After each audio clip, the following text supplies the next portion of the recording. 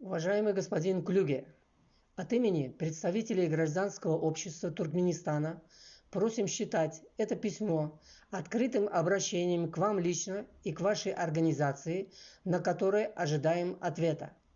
Мы выражаем серьезную озабоченность тем, что правительство Туркменистана до сих пор отрицает наличие ковида в стране и скрывает масштабы заболеваемости и смертности населения. По данным из неофициальных источников, в основном от медицинских работников, коронавирус в Туркменистане есть, и в настоящее время идет очередная волна его распространения. Нам известны фамилии десятков человек, которые имели все симптомы ковида и предположительно умерли от последствий заражения коронавирусной инфекцией. Мы уверены, что умерших от ковида намного больше. Однако причины смерти от коронавируса не удается подтвердить, так как родственники и медицинские работники боятся делиться информацией. Также отсутствует объективное заключение о причине смерти больных. Но, несмотря на массовый характер госпитализации граждан с диагнозом пневмония, власти Туркменистана до сих пор не признают наличие эпидемии COVID-19, хотя требуют от граждан носить маски, соблюдать социальную дистанцию и гигиенические нормы. Введение этих мер в 2020 году туркменские власти объяснили пылью, поднимающейся ветром с высохшего дна Аральского моря. Заметим, что о смертоносной пыли с Арала не сообщали и не сообщают правительства Казахстана и Узбекистана, на чьих территориях это море находится. В СМИ Туркменистана также нет никакой информации о ковиде и рисках для граждан Туркменистана, связанных с возможностью заражения, заболеваемостью и смертностью от коронавирусной инфекции.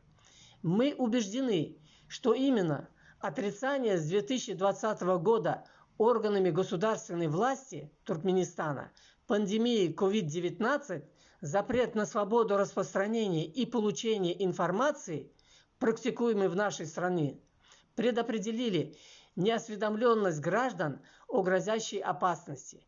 Эти причины и стали одним из основных в нарастающей динамике заболеваемости и смертности населения от COVID-19.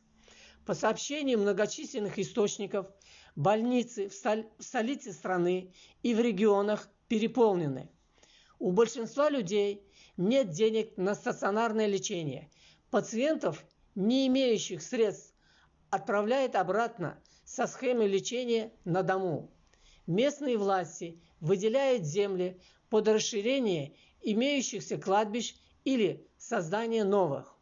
Турецкими специалистами подтверждена версия, что смерть сотрудника посольства этой страны Кемаля Учкуна в июле 2020 года в Ашхабаде была связана с COVID-19. Практически все зарубежные дипломатические представительства в Туркменистана временно приостановили свою работу и личный прием граждан, что является косвенным подтверждением широкого распространения коронавируса в стране. В июле 2020 года представители ВОЗ после длительных согласований с туркменским правительством были допущены в страну, но власти Туркменистана преднамеренно предложили ВОЗ такую программу, которая, к сожалению, не способствовала получению объективного заключения ВОЗ о реальной ситуации с COVID-19 в стране.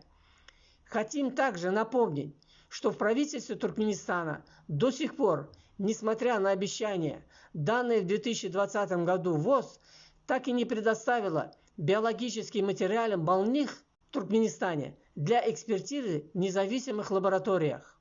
Господин Клюге, ВОЗ – часть авторитетной международной организации, и мы не сомневаемся, что вы и ваши сотрудники достаточно хорошо осведомлены о происходящем в Туркменистане в части пандемии COVID-19, так как ВОЗ имеет постоянное представительство в нашей стране.